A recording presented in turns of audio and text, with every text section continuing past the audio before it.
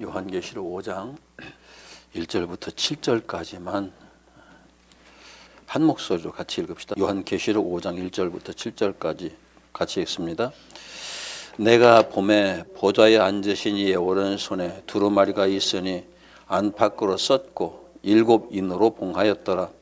또 봄에 힘있는 천사가 큰 음성으로 외치기를 누가 그 두루마리를 펴며 그 인을 떼기에 합당하냐 하나 하늘 위에나 땅 위에나 땅 아래에 능히 그 두루마리를 펴거나 보거나 할 자가 없더라. 그 두루마리를 펴거나 보거나 하기에 합당한 자가 보이지 아니하기로 내가 크게 울었더니 장로 중에 한 사람이 내게 말하되 울지 말라. 유대 지파의 사자 다윗의 뿌리가 이겼으니 그 두루마리와 그 7인을 떼시리라 하더라. 내가 또 보니 보좌와 네 생물과 장로들 사이에 한 어린 양이 서 있는데 일찍이 죽임을 당한 것 같더라. 그에게 7뿔과 7눈이 있으니 이 눈들은 온 땅에 보내심을 받은 하나님의 7영이더라. 그 어린 양이 나와서 보좌에 앉으신 이의 오른손에서 두루마리를 취하니라. 아멘. 계시록을 이렇게 차근차근 다 하려고 그러면은 시간이 많이 걸리고, 그래서 일단 이렇게 큰 줄기만 흐름만 잡아서 지금은 진행하고 있기 때문에 7 교회에 대한 내용은 세세하게 설명을 드리지 않았습니다. 지난번에 그 압축해서 말씀을 드렸고, 이번에는 하나님의 손에 들린 두루마리와 그 두루마리를 받는 어린 양, 그리고 두루마리에 인을 떼는 내용들을 전체적으로 압축해서 살펴보려고 합니다. 시간이 부족할 것 같은데 최선을 다해서 같이 듣고 또 말씀을 드리도록 하겠습니다. 먼저 이제 7인을 이야기하기 전에 7인이 도대체 뭐냐 하는 것을 명확히 해야 할 필요가 있습니다. 7인이 무엇인지도 설명이 안 된 채로 하나님의 손에 들린 두루마리가 그게 어떤 것인지도 설명이 안 된 채로 계시록을 얘기한다고 그러면은 그 뒤에는 다 붕 떠버린 얘기가 되기 때문에, 하나님의 손에 들린 두루마리는 하나님께서 천지 창조부터 이 세상의 역사가 마치는 순간까지의 모든 내용이 남김없이 기록이 되어 있는 설계도와 같은 것입니다. 그 설계도를 펴는 사람이 그 설계도에 따라서 역사를 진행시키게 되는데, 하나님의 설계도를 펴서 역사를 진행시킬 사람이 누가 있을까? 그런 존재가 어디에 있을까? 요한이 아무리 찾아봐도 없었습니다.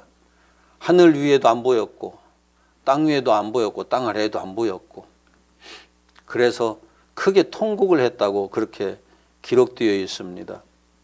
만약 이 두루마리를 불완전한 사람이 또는 무엇인가 문제가 있는 사람이, 그럴 만한 능력이 없는 사람이 취하고 인을 떼기 시작하면은, 그래서 마침내 인을 떼고 나면은 그 사람이 그 내용을 책임지고 실행할 수 있느냐, 그 존재가 불가능하거든요. 그러니까 그것을 전적으로 책임지고 실행할 수 있는 사람이, 존재가 필요했던 거죠. 그런데 그게 안 보이니까 요한이 통곡을 했다, 이제 크게 울었다는 말이, 우리나라 말로 그냥 쉽게 바꾸면 통곡을 했다. 얼마나 답답했으면, 하나님의 역사가 진행되지 않으면, 이루어지고 진행되지 않으면 인간의 구원의 역사도 없거든요. 아담 때 다 망하고 말았어요. 아니, 창조도 안 됐겠죠. 그 모든 것을 하나님께서 누군가에게 맡겨서 하셔야 되는데, 결국 요한이 그것 때문에 그걸 이루어 나갈 존재가 없어서 통곡을 하고 있을 때, 거기에 하나님의 보좌 앞에 이렇게 둘러서 있던 장로 중에 한 사람이 유다 자손 다윗의 뿌리가 이겼다라고, 그가 이 7인을 뗄 것이다 라고 얘기를 하죠. 유다 지파의 사자 다윗의 뿌리, 이렇게 표현하는데, 다윗의 뿌리라고 말하면은 다윗이 뿌리가 돼야 되나요? 예수가 뿌리가 돼야 되나요? 논리적으로 볼 때는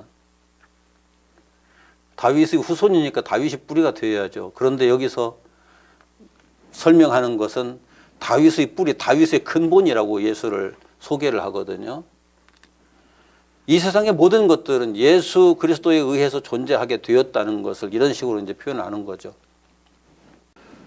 그 다음에 그 어린 양이 요한이 보니까 이렇게 표현을 해요. 일찍 죽임을 당한 것 같더라. 그런데 또 9절에도 보면은 보좌 앞에 서 있는 생물들이나 장로들이나 함께 노래를 부르는데 9절에 두루마리를 가지시고 그 인봉을 떼기에 합당하시도다. 일찍이 죽임을 당하사. 여기 일찍이 죽임을 당했다는 게 뭘까? 십자가에 달려 죽었다는 얘기가 아니에요. 이건 에덴 동산에서 아담과 하와에게 가죽옷을 내어주시기 위해서 죽으신 그 생물에 대한 얘기예요. 그 존재에 대한 이야기예요. 여기서 일찍이 죽임을 당했다는 것에 대해서 사람들이 그쪽으로 설명을 하지 못하고 자꾸 이제 십자가에 달려 죽으신 예수, 우리보다 훨씬 먼저 죽으신 예수 자꾸 그 얘기하는데 여기서 얘기하는 건 요한의 입장에서는 예수님께서 그 요한계시록을 쓸 때 일찍 죽임을 당했다는 표현은 안 맞거든요. 그렇게 되면은 그 양이 일찍 죽임을 당했지만은 그 죽음에서 부활하시고 승리하셔서 아담에게도 부활을 주시고 승리하신 역사를 이루게 하셨기 때문에 그분만이 하나님의 오른손에서 그 책을 받아가지고 그 책을 완성시킬 수 있다는 거죠. 이게 이제 굉장히 뭐라고 그럴까요?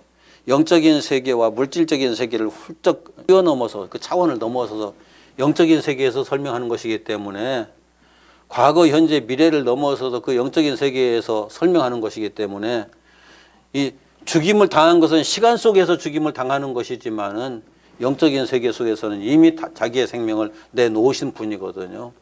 그런 차원에서 우리가 또 이해를 해야죠. 그 어린 양이 책을 받아서 두루마리를 받아서 옛날엔 두루마리였고 지금은 책이지만은 이제 앞으로 가면 책은 없어질 거예요. 아마 없어지고 그냥 이제 그 메모리 칩만 남겠죠. 메모리 칩 컴퓨터에다 꽂으면 이제 뭐든지 다 나오니까 이것이 고대 사회의 문화에 맞추어져서 기록되었다는 것을 우리는 항상 전제로 하고 성경을 읽어야 돼요. 자, 7 봉인으로 밀봉한 두루마리. 가끔 있지, 이제, 우리가 그 역사 드라마 같은 걸 보면은 왕이 써서 이제 이렇게 주는 두루마리를 이렇게 딱딱딱딱 말아가지고서 동그랗게 말아가지고 거기다가 껌딱지 같은 거 하나 붙여가지고 도장 딱 찍어서 아무도 못 연다. 이제 이렇게 만들어 놓은 것들 있죠. 만약 그걸 누가 열었다고 그러면 이제 큰일 나는 거죠. 보내는 사람만 열어야죠. 받는 사람만 열어야죠. 그런데 받는 사람은 이미 왕이 지정해서 보내잖아요. 이거 누구에게 전해라 지정해서 보내잖아요. 그런 것처럼 이 두루마리는 이미 열 존재가 지정되어 있어요. 어린 양이신 예수밖에는 열 존재가 없는 거죠. 그래서 어린 양이 결국은 그 인을 떼기 시작하죠. 자격이 그에게밖에 없으니까. 그 인을 뗀다는 것은 그 역사를 수행한다는 거잖아요. 마치 이런 거죠. 요즘은 참 전 세계적으로 어마어마한 건축물들이 이제 이렇게 세워져 가는데 건축물들을 세우기 전에 설계도를 먼저 그리잖아요. 설계도를 그려서 설계도를 넘겨받는 사람이 누가 넘겨받나요? 건축 기술자가 넘겨받죠. 그 집을 지을 사람이.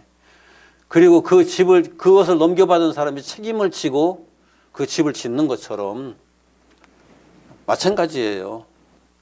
어린 양이 그 책임을 지고 인을 떼기 시작하는 거죠. 그런데 또 우리가 이제까지 많은 사람들이 요한계시록에 대해서 설명을 하면서 아니 설계도는 아직 완전히 펼쳐지지도 않았는데 인이 하나씩 떼어지는 과정에서 무슨 일이 일어나는 것처럼 자꾸 설명을 해요.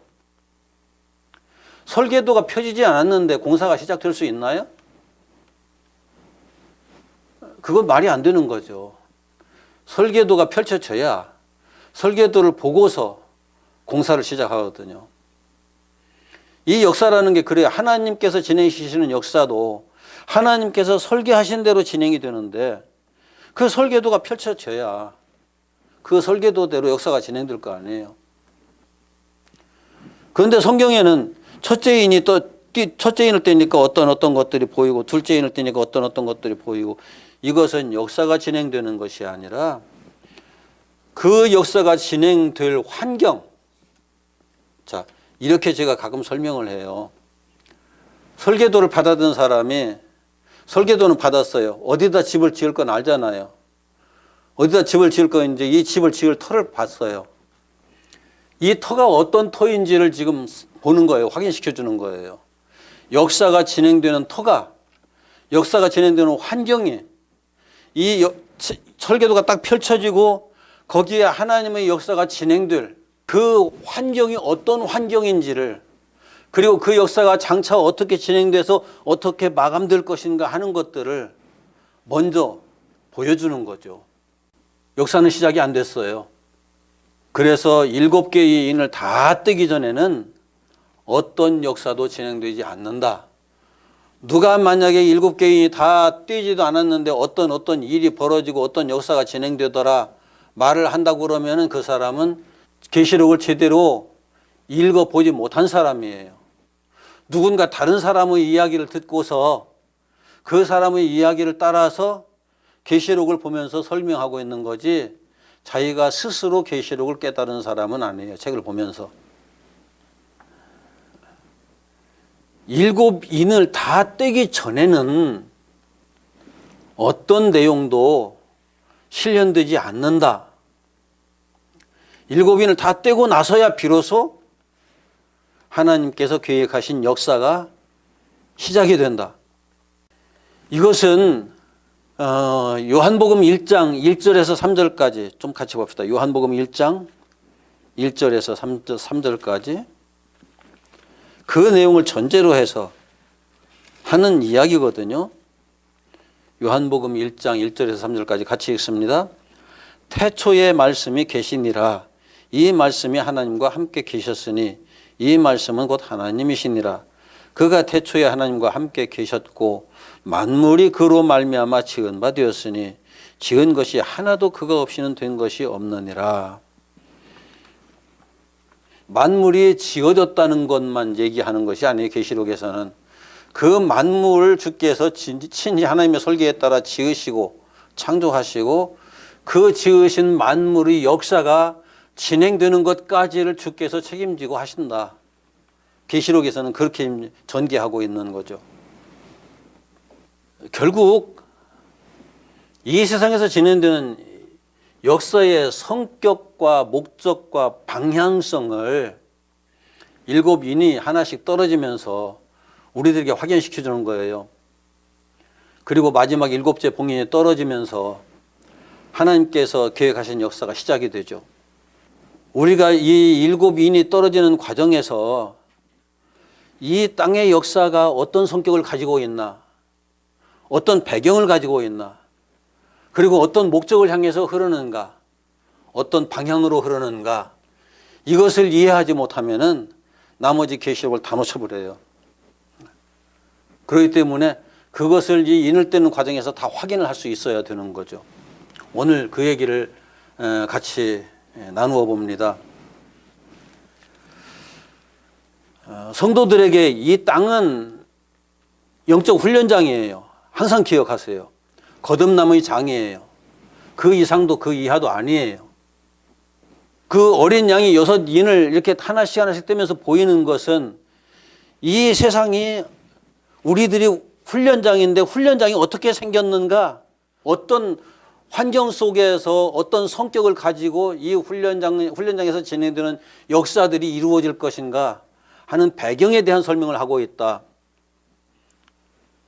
이건 이제 결국은 이 인본주의적인 시스템인데, 인본주의적인 환경, 이 환경이 고대 사회, 특히 이제 로마가 그때 그 유럽과 아시아와 아프리카 일대를 지배하고 있던 그 시대에 그 문화를 상징하던 대표적인 생물이 말이에요. 그때는 이제 전차 같은 게 없었으니까 말을 길들여서 말을 처음에는 이렇게 이제 농사하는 데 쓰다가 이게 전쟁 때 말을 타기 시작하죠. 그러면서 말이 무기화하죠. 강력한 무기가 돼요. 그 로마가 그렇게 전 세계를 지배하는데 그때 로마의 입장에서 보면 전 세계라고 말할 수 있어요. 지배하는데 가장 큰 역할을 했던 것이 또 말이거든요. 기마병이 그만큼 큰 역할을 했죠. 그래서 이 말이라고 하는 것은 그때 당시에 문화적 속성을 표현한 것이다. 그래서 인을 떼자 첫째 말이 나오고 둘째 말이 나오고 말이 나오는 이유가 그것 때문이에요. 근데 첫째 인을 딱 떼었을 때 흰 말이 나와요. 흰 말이 나오고 그 말을 탄 자가 큰 활을 가지고 면류관을 썼는데 이기고 또 이기려고 하더라. 이렇게 소개가 돼요. 계시록을 연구하는 사람들이 흰 말이라고 하니까 이 사람이 좋은 사람일 것이다 라고 먼저 생각하는 거죠. 그런데 좋은 사람이라고 봤는데 내용은 무엇이 좋은지 분간이 안 되는 거예요. 그런데 활도 큰 활을 가졌어요. 활이 가지고 있는 무기의 특징이 이렇게 자세하게 하다 보면 시간이 없는데 멀리서 쏴 죽이는 거잖아요. 사람을. 칼은 가까운 사람끼리 죽이고 하는 거지만 활은 저기 있는 사람을 생각지도 못하고 있는 사람을 여기서 쏴서 죽이는 거잖아요. 이제 뜻밖의 공격에 맞아 죽는 거죠. 이런 특징들이 뭘까요? 좋은 것 같은데 좋은 것인지 아닌지 모르겠고 이게 선하고 의로운 것 같은데 그런지 아닌지도 모르겠고 멀리서 날아오는 화살에 나는 맞아 죽었어요. 이게 뭘 의미하는 걸까요? 이게 이 땅의 인본주의 지식체계 진리처럼 우리가 생각하고 있는 거짓 그 중에 가장 핵심적인 것이 이 땅의 철학이라든지 과학이라든지 이런 모든 학문들이 다 여기에 속한 것들인데 뭐 사상이라든지 다 그래요. 자, 과학이 진리일까요? 아닐까요? 수학이 진리일까요? 아닐까요? 물리적 차원에서는 진리예요. 과학적 원리가 적용되지 않으면 아무것도 우리는 믿을 만한 게 없어요. 그 어떤 것도 수학적으로 증명되지 않으면은 어떤 것도 참이라고 말할 수가 없어요. 그런데 이 땅의 수학이나 과학이나 이런 모든 학문들이 가지고 있는 지식이 우리를 영원한 생명에 이르게 하느냐? 그것하고는 아무 상관없어요. 그 진리는 또 다른 진리예요.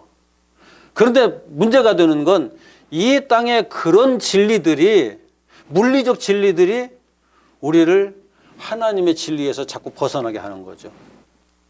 그래서 우리를 내가 알지도 못하는 사이에 영원한 사망으로 몰아가는 거예요.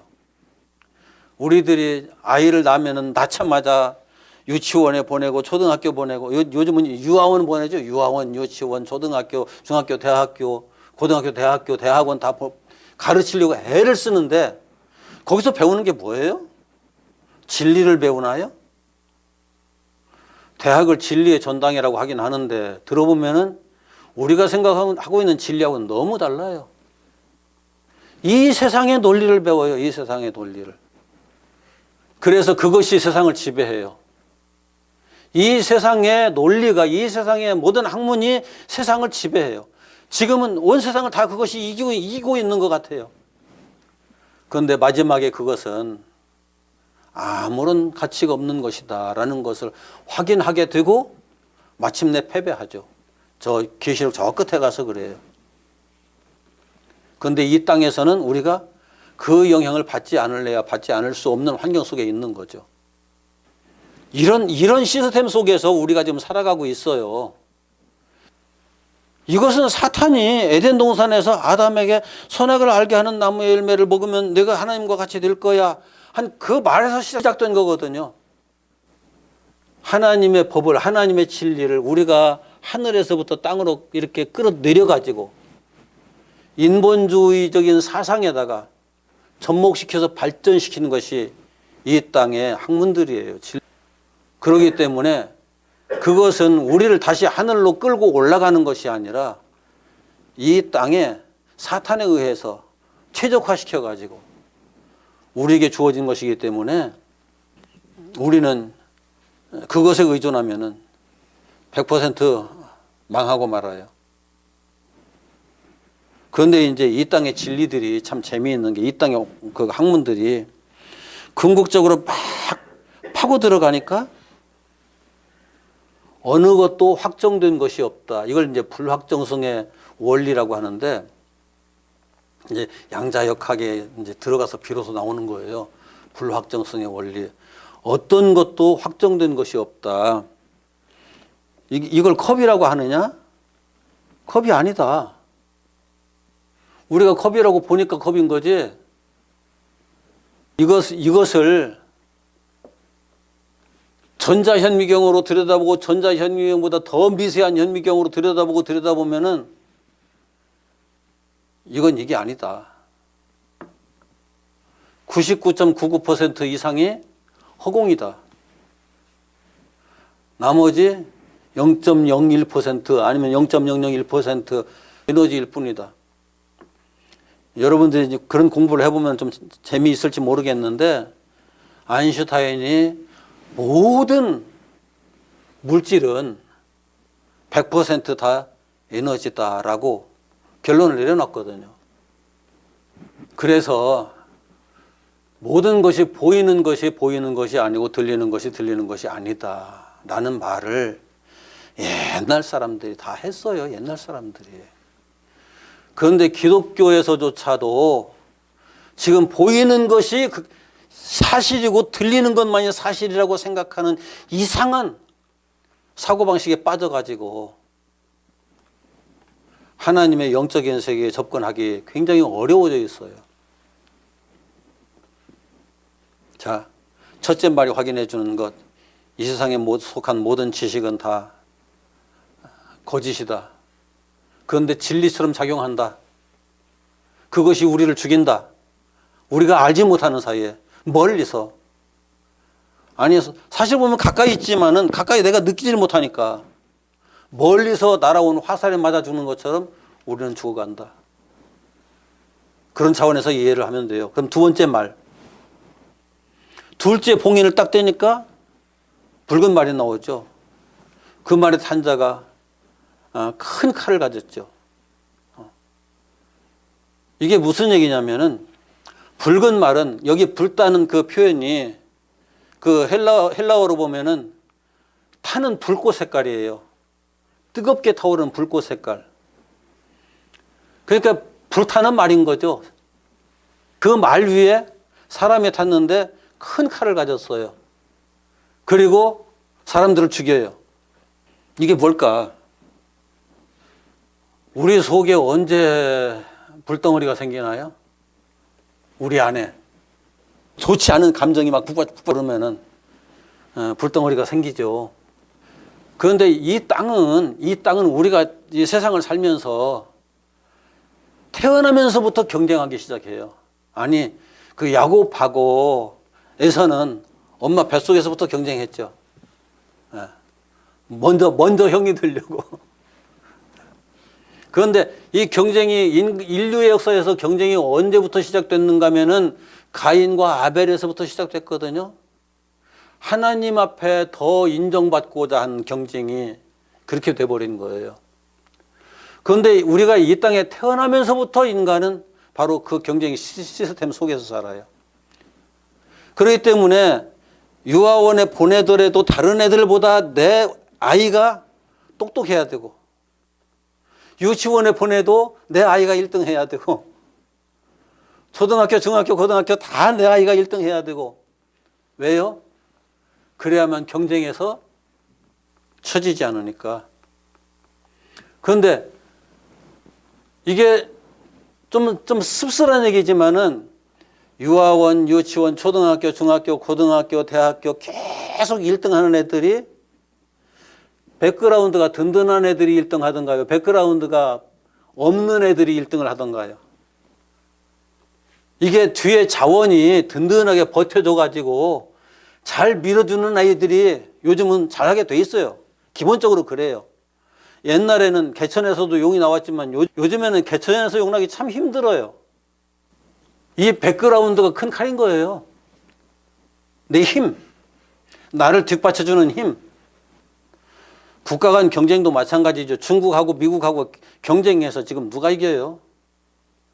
중국이 그래도 겨뤄가면서 낑낑거려가면서 따라가려고 유리한 위치에 서보려고 몸부림치지만 중국엔 큰 칼이 없어요. 이런 얘기 상세하게 하면 다 못해요. 그런데 큰 칼을 가지고 있는 사람이 자기를 지키기만 하나요? 아니잖아요. 자기에게 덤벼드는 사람은 사정없이 잘라버리잖아요. 이 세상의 문화예요.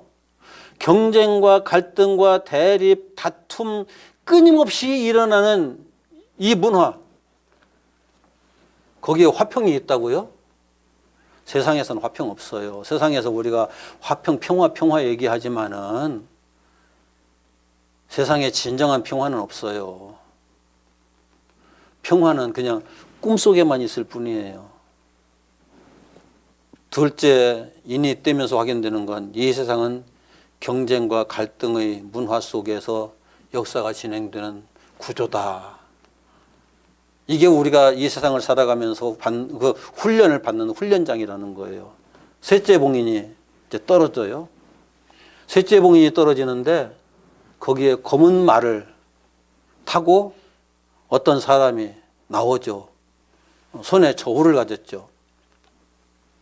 그러면서 하는 말이 그 사람이 직접 하는 건 아니에요. 뒤에서 이제 소리가 들려요.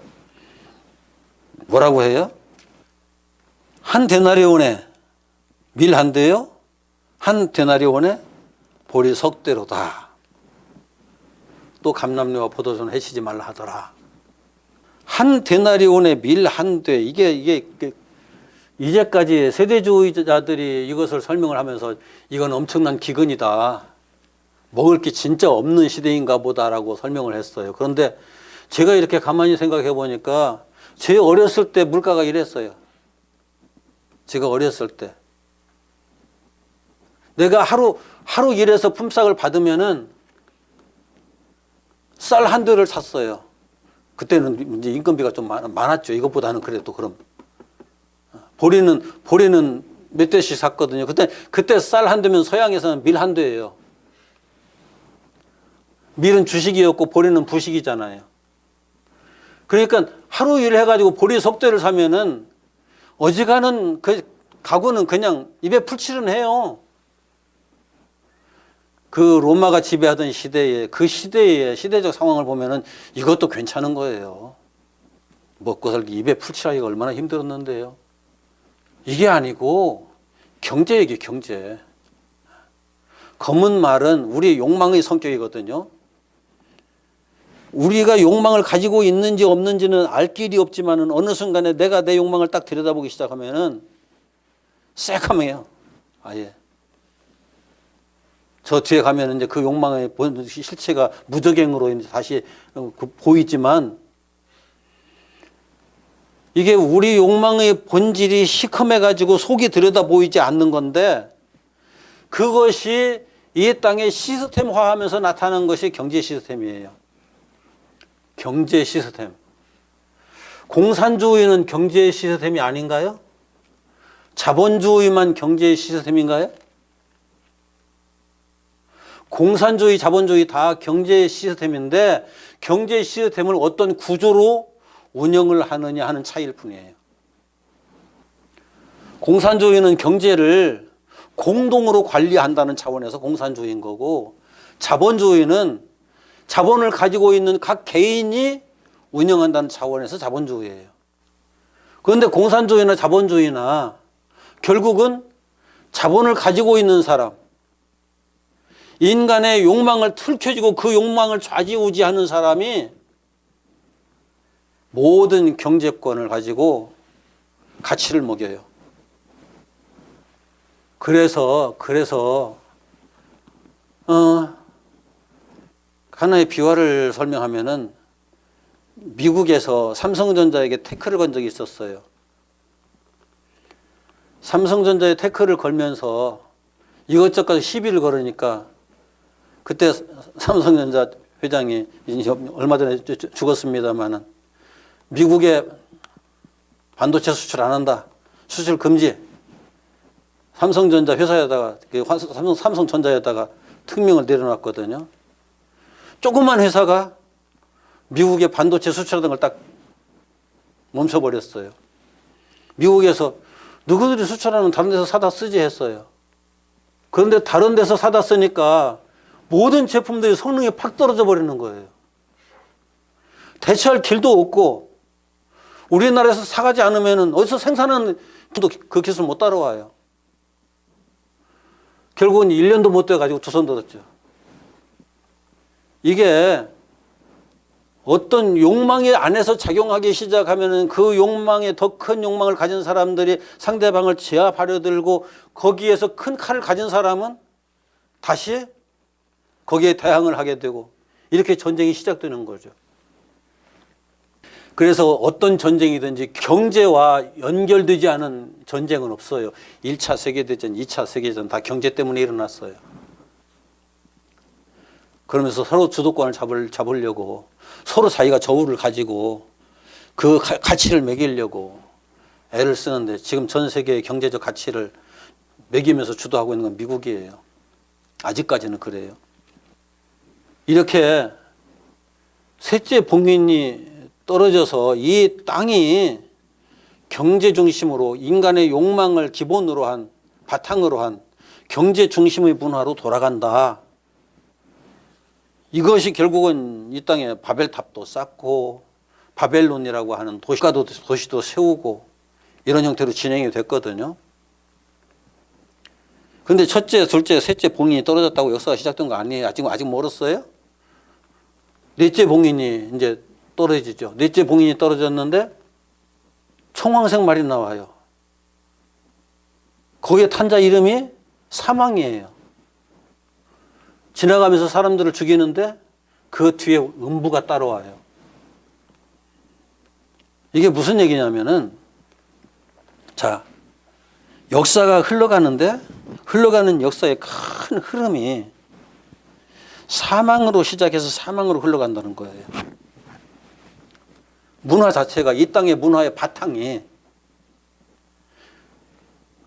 그 역사를 전제로 해서 흘러가는 거죠. 왜 그럴까요? 아담이 에덴 동산에서 선악을 알게 하는 나무의 열매를 먹고 모든 인류가 다 죽었잖아요. 그렇게 사망의 역사가 시작이 된 거예요. 그때부터. 그런데 이걸 내버려 두면은 어떻게 될까요? 그 사망이 쭉 흘러가다가 모두 다 지옥으로 가겠죠. 영원히.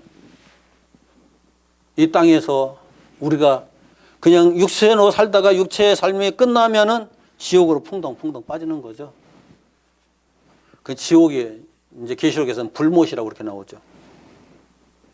그걸 음부, 여기에서는 또 음부라고도 표현해요. 모든 인류의 역사는 사망으로 시작해서 사망으로 흘러간다. 우리가 살아있는 거 아니다. 기본적으로 다 죽어있다. 그걸 전제로 하고 있는 거예요. 사람들이 세상을 살아간다고 말하지만 살아가는 것이 아니라 죽어가는 거예요. 여러 번 얘기했잖아요. 태어나는 그 순간부터 나 죽어가기 시작한다. 나 죽는다. 그러다가서 살아있다고 착각을 하고 그때부터 이제 살아있다. 우리들이 전부 다 산다, 살아있다, 살아간다. 아니에요. 전부 다 거짓말이에요, 이거. 그냥 그대로 놔두면 다 죽음의 물결을 타고 영원한 죽음이라는 불바다를 향해서 떠내려가고 있는 것 뿐이에요. 그런데 거기에서 하나님께서 이렇게 손을 쭉 내밀어 가지고 내 손 잡아라. 하나님은 내 손을 잡고 나는 또 하나님의 손을 잡고 그러고서 거기서 끌어올려 가지고 구원하시는 역사가 진행되는 게 지금 우리가 예수 믿는 거예요. 그러나 그렇게 해서 예수를 믿었다고 그 순간에 이렇게 해서 이 광야로 딱 끌어올려졌다고 그 사람의 구원이 완성된 것은 아니고 광야 생활을 통해서 온전히 거듭남에 이르러야 하나님 나라로 들어가는 구조로 되어 있어요. 그래서 이 땅은 영적 훈련장인 거예요. 자, 다섯째 봉인이 해제가 되죠. 다섯째 봉인이 해제가 되는데 거기에서는 그 내용이 계시록에서 설명하는 내용이 확 바뀌어버려요. 바뀌면서 하나님의 제단이 나오고 제단 아래에서 번제단이죠. 저희 제단 말은 번제단이에요. 번제단 아래에 있던 사람들이 하나님께 이 역사를 언제까지 진행시키실 겁니까? 라는 질문을 해요. 계시록에서는 그렇게 되어 있잖아요. 우리가 지금 너무 힘듭니다. 우리가 지금 억울합니다. 고통스럽습니다. 이 고통스러운 이 마음의 안타까움, 우리들에게 원한 이것을 언제 해결해 주시겠습니까? 라는 표현으로 되어 있는데 번제단에서 죽은 사람이 무슨 원한이 있어요. 자기 죄 때문에 죽었는데 여기에서 말하는 것은 번제단에서 죽은 사람들이 나는 당연히 내 죄 때문에 죽어야 하지만 죄 없으신 예수께서 나와 같이 죽으셨잖아요. 그런데 예수님의 죽으심을 보니까 일찍 죽임을 당하셨어요. 에덴 동산에서부터 그냥 우리가 이제 물리적인 역사 속에서 보는 거예요. 에덴 동산에서부터 이 세상 역사가 마지막 끝날 때까지 예수님은 계속 모든 사람을 위해서 죽고 또 죽어야 되는데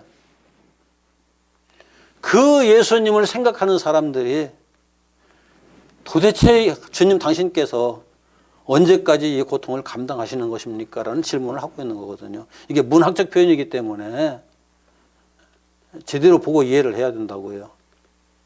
그러니까 하나님께서 이렇게 말씀하시죠. 너희들과 같은 사람의 숫자가 차기까지.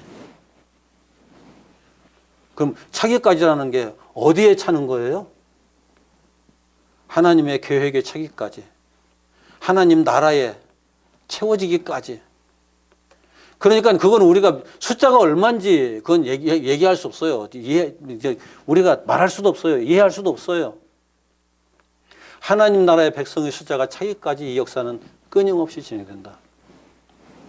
그러니까 종말을 얘기하는 사람은 내일 모레 이 세상 종말이 올 것처럼 얘기하는데 우리가 그걸 알 수가 없어요. 알 수가 없는데 자꾸 그렇게 얘기하면 안 되는 거죠.